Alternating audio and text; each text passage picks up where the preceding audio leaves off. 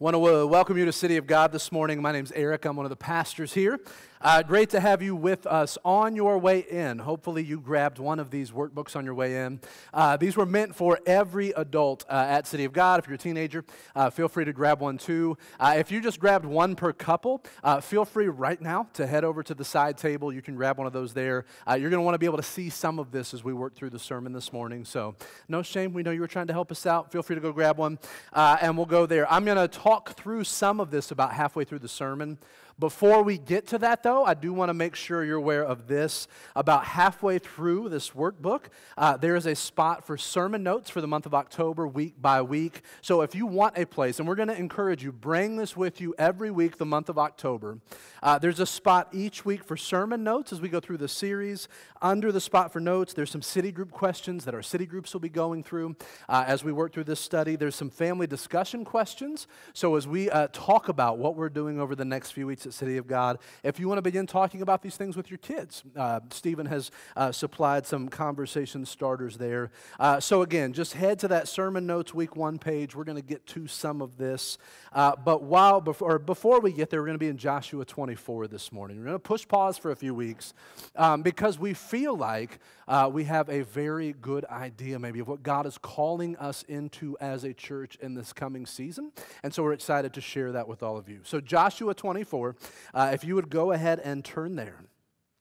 While you're turning there, most of you recognize this, that throughout our lives, we all come to these moments when we have important decisions to make. And those decisions really set the trajectory for the rest of our lives. Some of you recently made a decision like that when you decided where were you going to go to school and what were you going to study. That has a shaping influence on your life. Or maybe you chose what career path you want to go down. Or after you make those decisions, you get a little further down the road and you have other questions to answer. Who do I want to spend the rest of my life with? Where am I going to live? What job opportunity am I going to take? Am I going to have kids? If so, how many kids am I going to have? Again, all questions that set the course for what our lives will look like down the road.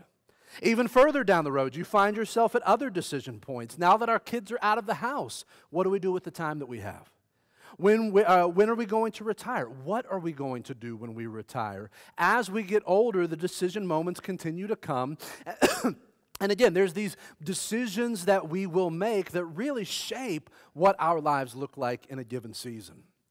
At the end of the book of Joshua, in Joshua 24, Israel finds itself at a moment like this. They are prompted with a decision to make, and how they answer the question they are asked, or the decision that they make, will shape the course of Israel's history for many years to come. And here's the question prompted to Israel by Joshua, who was the leader of God's people. Who or what will you worship? That's the question he poses to Israel at the end of Joshua 24. Who or what will be your God? And whether we realize it or not, this is a question that every human being answers every single day. Because the truth is, whether someone is religious or not, we all worship something. And what I mean by that is this: we all have something at the center of our lives, something that gives us meaning and purpose, something we make sacrifices for.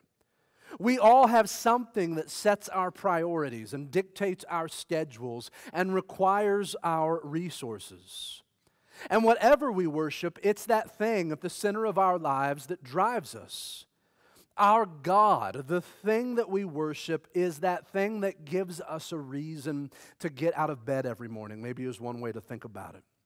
Pastor Tim Keller, who taught helpfully on this topic for many years, writes, we can identify what we worship, or we can identify our God by asking what absorbs our heart and imagination. What is so central and essential to our lives, he writes, that if we lost it, our lives would hardly feel worth living. These are the kinds of questions that help us come to the conclusion, what is it that is my God? What am I worshiping with my life? And so again, for Israel, the options before them are clear in Joshua 24. Would they worship the God who had brought them out of slavery in Egypt, or would they worship the gods and the idols of the cultures around them? And again, it might not be as obvious to us, but this is a question we're confronted with every day. Who will we worship? What will we worship? So how did the people respond? In Joshua 24:1, we set the stage for this when we read, Joshua gathered all the tribes of Israel to Shechem, and he summoned the elders, the heads and the judges, and the officers of the land of Israel, and they presented themselves before God. Again, as we come to the end of the book of Joshua, we've reached a major transition moment in the life of Israel. Joshua is near the end of his life, but he has led God's people through some incredible things. Joshua is the one who led the people into the promised land once they were delivered from slavery in Egypt. And at this point in the story, Israel has actually taken possession of most of the land that God had promised them. And so this is a group of people who have seen God do some incredible things through them and for them. And at the end of all that God has done, Joshua gathers the people together once again and says, in light of everything that you've seen, who will you worship? Now, this might seem like a silly question for Joshua to ask, because they've just witnessed God do incredibly miraculous things, overcoming their enemies that they came up against. They knew the stories of God leading the people out of Egypt and taking them across the Red Sea. Of course, they're going to worship the God who they've seen perform miracles. But Joshua knows that answering this question isn't that easy, because Joshua seems to have a keen understanding of the human heart. He knows the people of Israel have seen God do these incredible things, and yet he also knows human beings are just prone to wander from God. We're prone to get distracted. We're prone to chase other things other than God when we are not totally focused on Him. And it's just easy for us to forget all that God has done for us. And so before Joshua asks them the question, who will you worship? He tells them a story. And it's a story many of them would have been familiar with. We pick this up in Joshua 24, verse 2.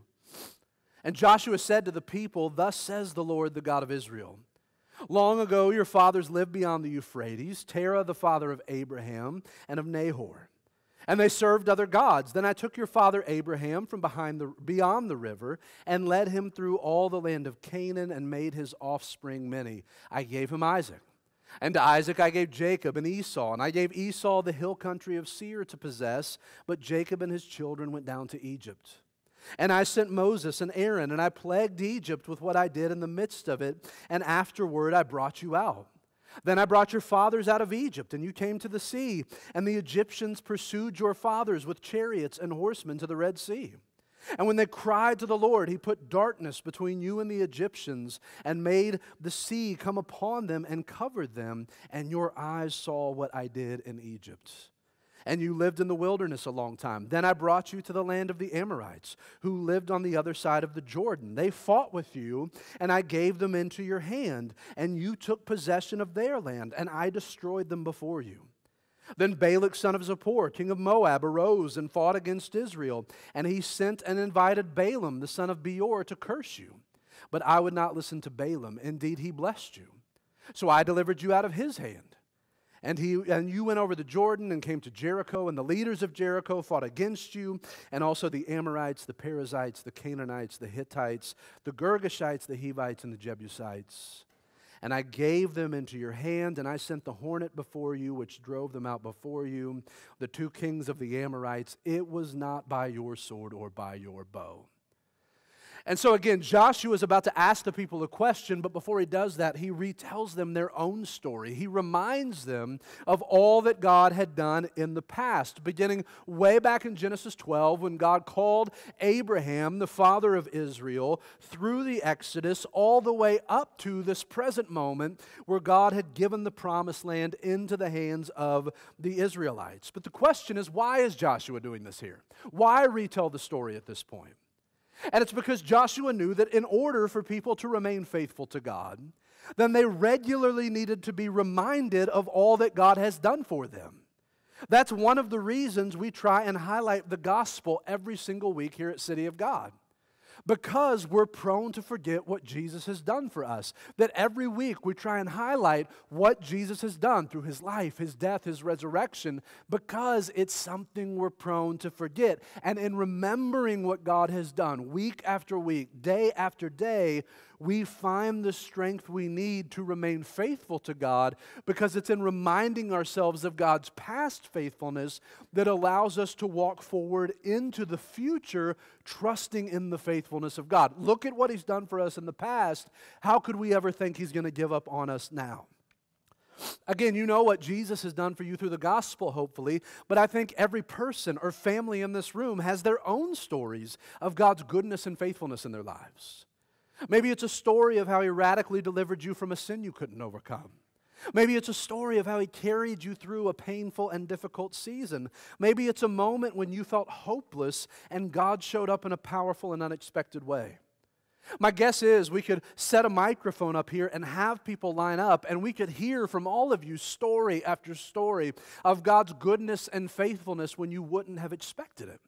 I know Jesse and I, we have a handful of stories like that where we saw God work and move in a powerful way in a difficult season, and when we run into new hardships, one of us usually is reminding the other, I know things don't look good now, but remember when God worked. Remember what God did in the past. Remember how He worked in our lives before, and that encourages us to move forward in faith.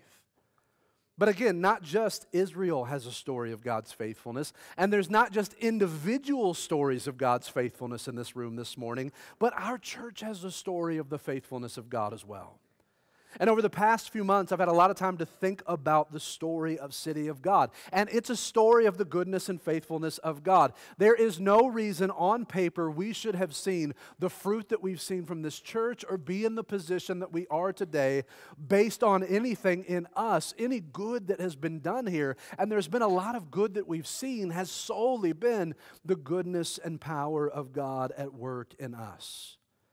14 years ago, my wife and I moved to Lafayette to plant a church. We had a 1-year-old daughter. She was 8 months old pregnant with our oldest son. We didn't plan the timing very well, and it's a common theme throughout City of God's story.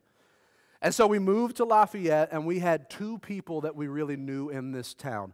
Joel, who leads worship for us every Sunday because he was in my youth group in Fishers, and another girl who was a part of our youth group who was also going to Purdue. And so I was 25 and Jesse was 23. We told these 2 college kids, we're going to start a church, tell your friends, and that was our grand strategy and plan for starting a church in this community. And so 14 years ago, last month, 26 people gathered in the living room of the Stewart Co-op, and that is how City of God Church began. 95% college students, a few non-college students who were willing to come and check out what we were doing. And it was an exciting time for us as a church, but it was also a time that helped us recognize if City of God was going to make it, we were going to have to get creative and be resourceful.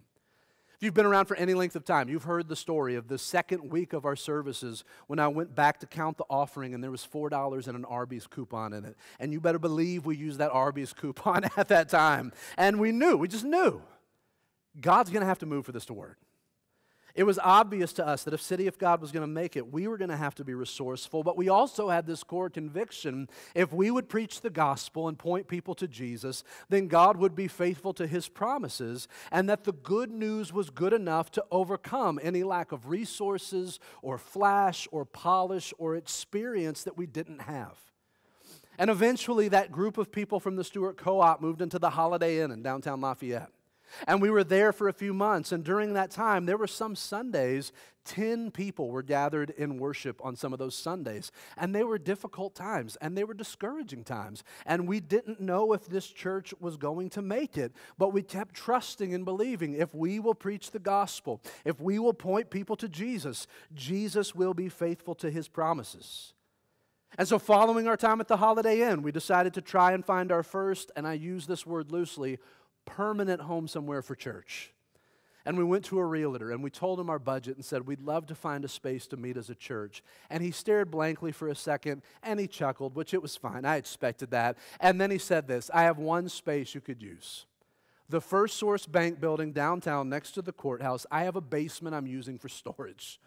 If you will clean it out, I will let you rent it for whatever it is that you have available monthly as a church. And since that was our only option, we jumped at it. And it was a hard sell for people to tell them, where do you meet for worship in a dark room in the basement of a building downtown? It wasn't very attractive.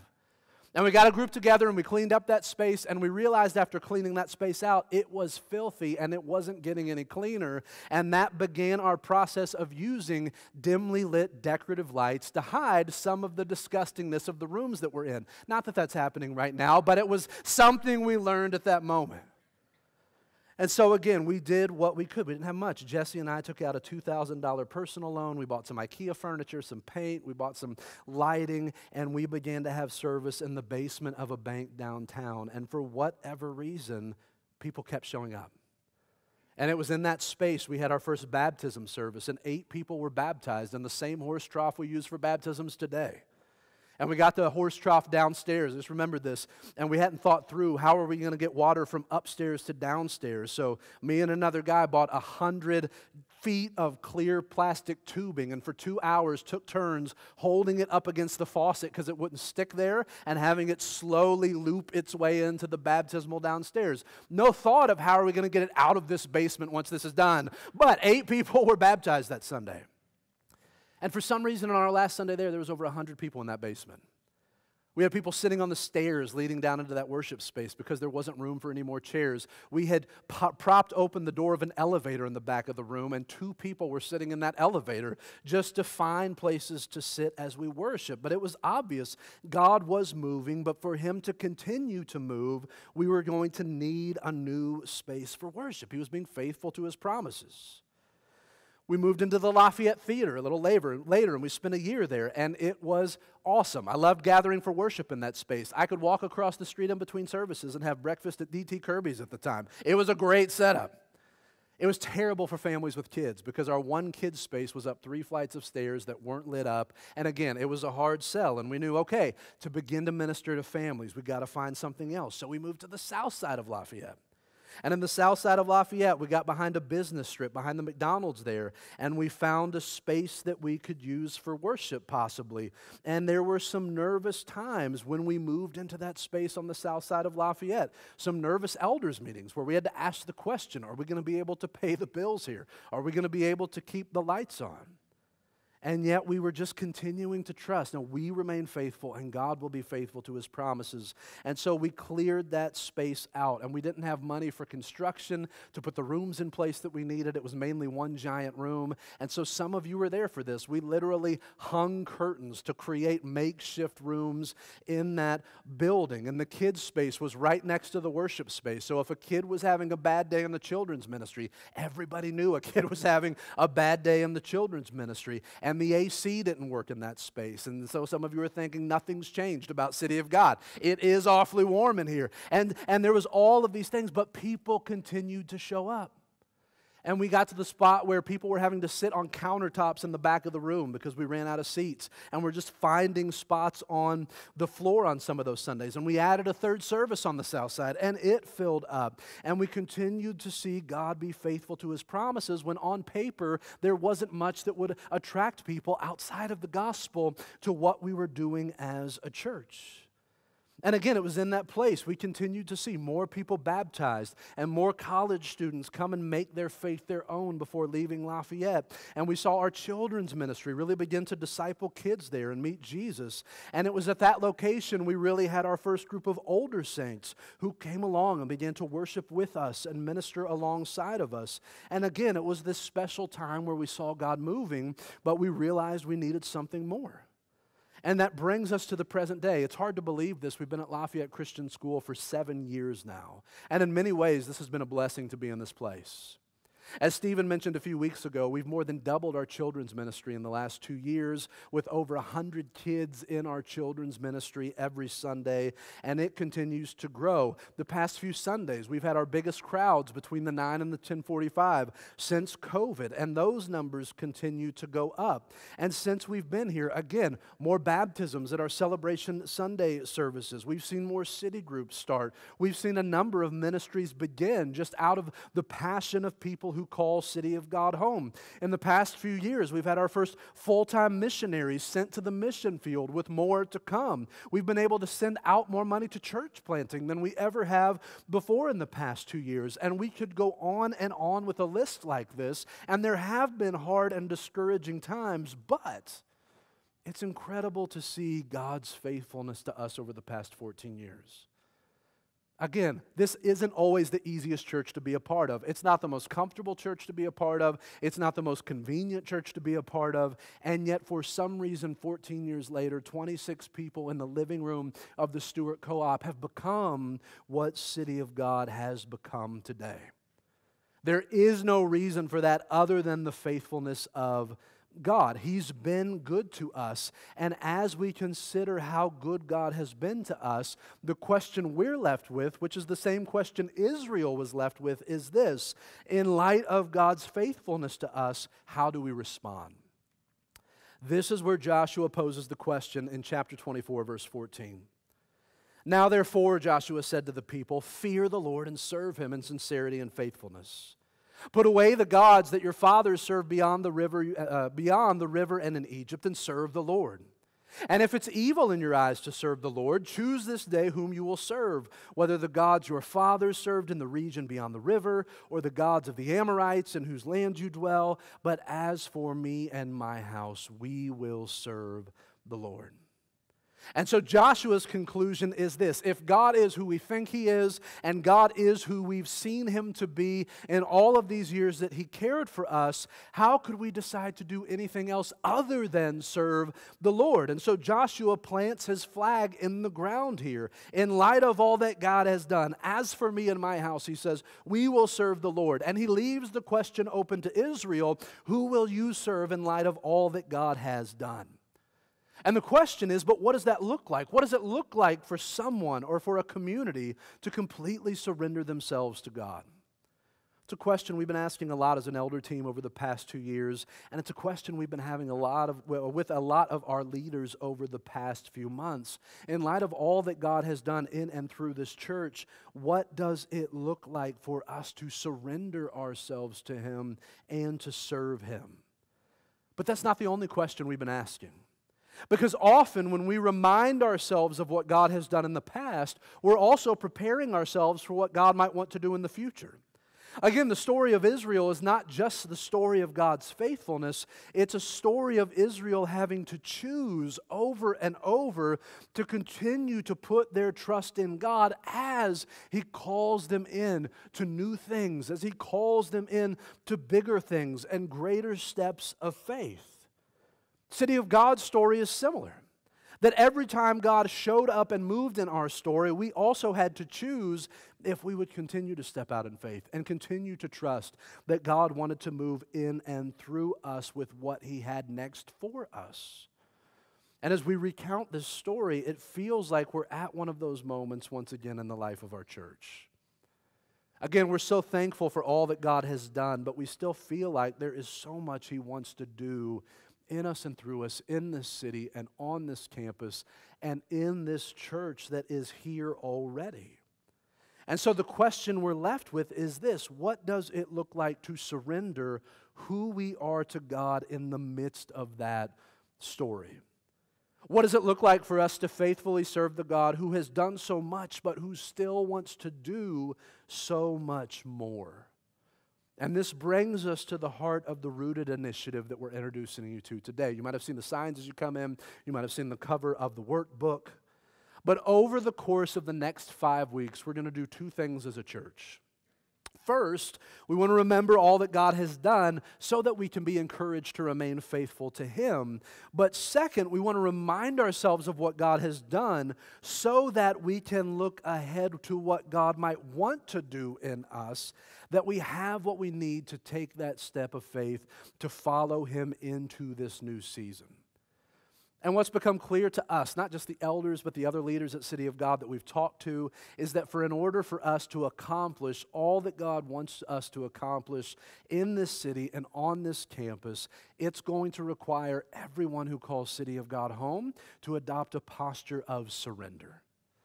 That for us to accomplish the mission that God has given us, it's going to take everyone who calls City of God home praying and asking God, what role do you have for me to play in accomplishing this work? What have you given me that I might use in service of the mission that God has given us to help us reach this city for the sake of the gospel? If you would, open up the workbook to the first page, and we're going to talk a little bit about what this Rooted initiative is all about. And two things you'll see on that front yellow page is this: our next and our now. And there's two components to this initiative. Over the next 2 years, there's two major goals that we have as a church. First, let me talk for a second about our now. We're in the process as an elder team, and members will start to hear about this in the coming months, of putting together a 2-year ministry plan that will allow us to do all the things we've been doing over the past 14 years with even greater excellence and with the ability to reach even more people.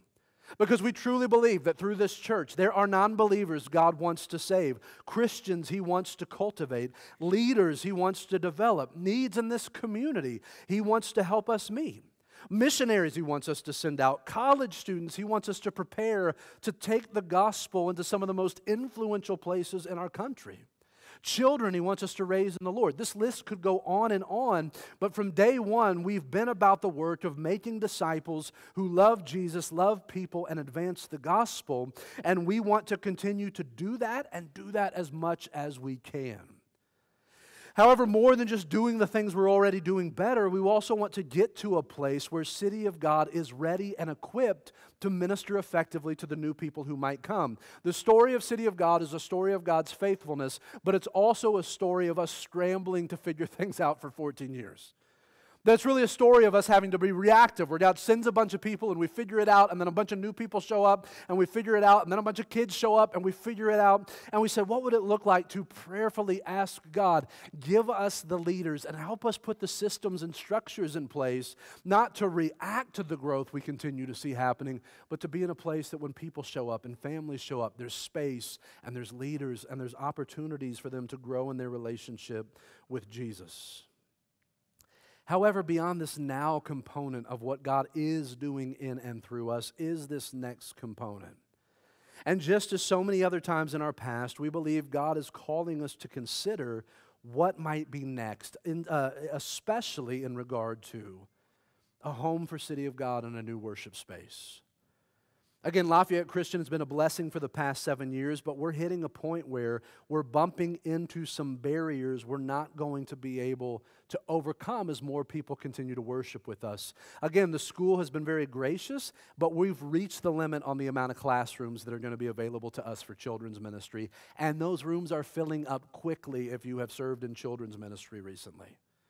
However, beyond that, we're also running into that same problem in here. Over the past few weeks, the 9 and the 1045 are filling up. We're seeing more people show up every week. We're pulling out chairs in the back of the room the last few weeks. And we've gotten to the spot where, given how available this space is to us, adding a third service just isn't an option for us right now. But we want to continue to have more space for more people that God might send us. Some of you know this, but over the summer months, our leaders actually looked at a space that could have been City of God's permanent full-time home. And maybe you're wondering, then why are we still sitting in this gym? Good question. And we're in a good spot where month to month we could have handled that move, but we didn't have the upfront resources we needed to make a purchase of that size a reality. And so we decided as an elder team, what would it look like to get our church in the position that the next time a space becomes available in Lafayette that could be City of God's full-time home, we can move on it. And so as part of this Rooted initiative, we're hoping to put the funds in place so that the next time a building becomes available that could become City of God Church, we will be able to make that move. And both of these goals, our 2-year ministry plan, what we want to accomplish in the city over the next 2 years, and putting the funds in place to purchase that building, are going to take financial resources. You'll see at the bottom of that front page, the yellow page there that you're looking at, over the next 2 years, here is our goal: to raise $1 million toward the purchase of a new worship space, and alongside that, to raise an additional $1.5 million to fund our 2-year ministry plan as a church. And in order for us to continue to do what God has called us to do to an even greater degree, it's simply going to require more space and more resources to make those things happen. We have come a long way from $4 and an Arby's coupon as I present this to you.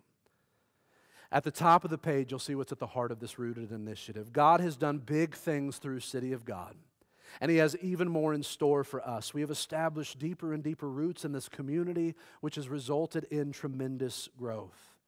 Rooted is a generosity initiative through which we will fund the 2-year ministry plan of our church while also setting the resources in place to facilitate the purchase of our first permanent home.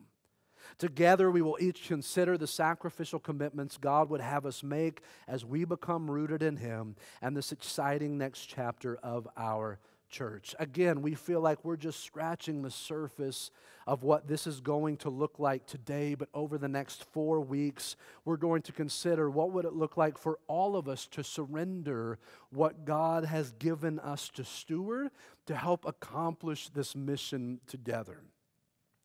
Now, I know what some of you might be thinking. Maybe this is your first Sunday here. Maybe you've been out of church for a while, and the thought in your head is just this: I knew this was going to be about money. Churches always make it about money. Whenever I go to a church, it's about money. And there have been times that churches have abused this topic. I'll just say this. I would be willing to bet over the last 14 years, our church has talked about money less than any other church in this community, and I don't know that that's a good thing. I've been convicted of that. Because how we steward the resources that God has given us is a deeply spiritual issue. Jesus knew that, and that's why money is one of the topics Jesus talked about most throughout His ministry. How we spend our money reflects that question we asked at the beginning of the sermon. What is our God? What are our priorities? What do we worship? And if you haven't really considered the impact that how you use your resources has on your relationship with God, as you flip through the next few pages of this workbook, and this is why we wanted every adult to have one, there's some devotionals, there's some questions to think through, there's some prompts for you to prayerfully consider. Why does how I use the resources that God has given me have any bearing? Or what is the connection between how I steward what God has given me and my relationship with God? Maybe some of you are sitting here thinking today, and I think most of the 9 o'clock service was, which is pretty much all college students, that's a big number. What could I possibly do to help you reach that number? We're not as far off from that as you might think. And I would say this: if you flip ahead a few pages, there's another yellow page where maybe you've never thought about giving sacrificially to the church or to ministry needs. There's a yellow page at the top that says ways to help you see how you can give more, and there's small changes that all of us can make to begin to give to kingdom purposes. Here's the conversation Jesse and I have been having and our leaders have been having over the past few months. We've been giving faithfully to the church for years, and if we're being honest, it doesn't feel like a sacrifice anymore. We don't really feel it anymore. What would it look like for us to feel our giving to the church feel like a sacrifice once again? And if you flip over one other page, this is all leading toward this. You'll see this page that says One Fund at the top, October 29th. We're calling Commitment Sunday, and we'll have cards available for everyone on that day, and we're going to ask everyone who calls City of God Church home on that Sunday to prayerfully consider what they would be willing to commit to this initiative over the next 2 years, and we'll take those numbers and see what is it that God might have for us in this season as we all press into this together. Now, before you put the workbooks away for this week, here's what we want. Bring these with you every week of this series in October because, again, there's a spot for sermon notes each week. There's city group questions for each week. There's family discussion questions for each week. And this is going to be a helpful thing to have each Sunday as we prayerfully think through what does it look like for us to step into this as a church together. Again, as we think through what God might have for us next, there's 2 other things you should have received today. And if you pull out, there's a card and some stickers that you received. This card is a prayer card, and this is a prayer that the leadership of this church will be praying every day for the month of October, that God would move and that we would remain faithful to Him, because in order for us to accomplish these things, it's going to require the power of God to be at work in our community. And to help remind us to be praying for these things, we have these stickers, which this seemed like a silly idea when someone brought it up to us. It's actually been really helpful. He calls them our prayer dots. And the idea is put these in places you're going to see often. I have one right now on the back of my phone. Some people have put them on their dashboard. Some people put them on the mirror where they get ready in the morning. I've seen lots of different places people have stuck these who have them already. And they're just meant to be a simple reminder. I need to be praying for the church. And I need to be praying, God, what do you have for me? How are you calling me to step into this season with City of God and serve and give and sacrifice what you've given me? I think I mentioned, I've been amazed at how many conversations I've had with people who don't go to City of God about City of God because they see this and ask, what's the sticker on the back of your phone for? And immediately we're having a conversation about the church. And so the band can come up and we're going to get ready to wrap up. Again, we're just introducing this today. There's going to be a lot more coming over the next few weeks. But I want to make this point abundantly clear as we introduce this. This initiative is about more than money. To do the work that God is calling us to do, it's going to take more space and it's going to take more resources, and that's a reality of ministry. But if we have a new worship facility and we have a ton of new people show up and we don't have the leaders and the volunteers and the ministries in place to care for those people well or to care for the people who already call City of God home well, then we haven't actually accomplished much of anything. Because Rooted is about making more than a financial commitment to the purposes of God here. It's about surrendering all of who we are to God's mission in and through this church. That again, beyond our financial resources, God has given us all time and skills and abilities and gifts that we can use to help make disciples and advance the gospel. And our goal over the next 5 weeks is that 100% of the people who call City of God home might consider, what would it look like for me to take the next step in serving God and His purposes in this church? Hopefully a component of that is, what am I able to sacrificially give? But also, if we're going to do the work that God is calling us to do, we're going to need more volunteers and more city group leaders and more older saints pouring into the younger crowd that we have. And we're going to need more people in the children's ministry and more missionaries and more people willing to serve with hospitality. And the list is endless of the ministry opportunities that we have. But again, to continue ministering to more and more people, it will take more and more people giving of time and skills and talents that God has given them to help us accomplish this word. If you've been at City of God for years or maybe even months and you've never been connected beyond Sunday morning, what would it look like for you to get connected beyond Sunday morning and take that step? Or maybe you've been here for years and you haven't been serving in some way. What would it look like for you to begin serving God and His people with what God has given you? Or maybe you have been serving faithfully. What would it look like for you to step more into a leadership role and begin ministering to others and leading others well? There's a next step for all of us to take when we consider what God wants to accomplish in this church. And the next 5 weeks are an intentional time for all of us to think through, what is that next step that God is calling me to take and that God is calling our family to take? I'm so excited about the next 2 years at City of God because the people sitting in this room today will likely be the generation of members at City of God that when 10 years from now, a new college student walks through the front doors of our church building and we retell the story of God, of what God has done here, you will be the ones who wrote the chapter on when God showed up and God remained faithful and we saw Him work and move in the middle of all of us considering, how can we surrender more of what God has given us to God? I can't wait for that chapter to be written, and I can't wait for all of us to be a part of what God wants to do in this place in the coming years. I'll pray and we'll sing.